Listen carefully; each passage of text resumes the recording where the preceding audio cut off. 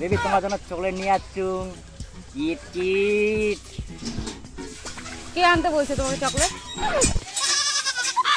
ও পরে তখন বলবা যে আমার সাথে দেখা করতে আসলে তোমার চকলেট আনতে হয়, খরচা করতে হয়, ডবল চকলেট আনতে হয়। আমার তো মনে হয় না তুই আমার জন্য চকলেট গুলো আনছিস। নিশ্চয়ই কেউ আনতে বলছিল, ওই জন্য চকলেট গুলো আনছিস। খাবো না তো চকলেট, নিয়ে যা।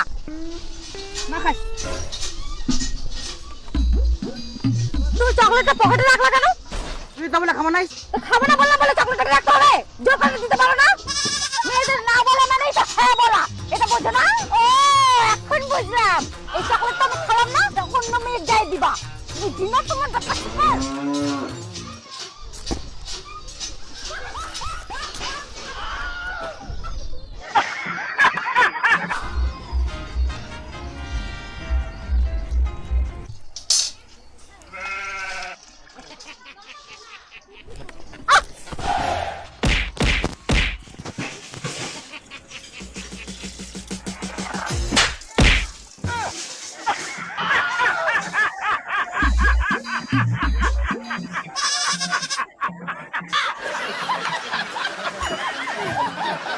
শোনো, কালকে আমরা দুদিনের জন্য না মাসি বাড়ি যাচ্ছি, ঠিক আছে?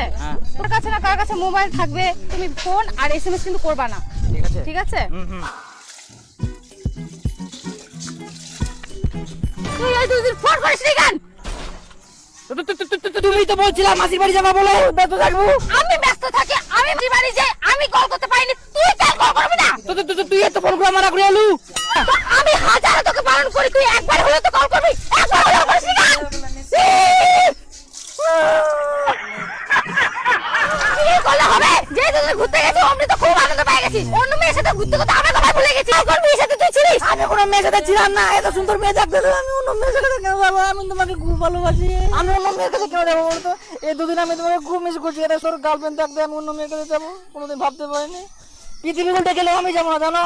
আমি তোমাকে খুব ভালোবাসি।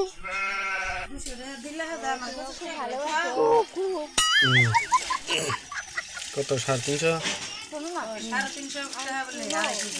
সরি শোনো না, কালকে না বাড়িতে অনেক লোকজন আসবে, হ্যাঁ তুমি কল করবে না, হ্যাঁ? কালে কি আসবে? কালকে আমার মামারা আসবে তো ওই জন্য।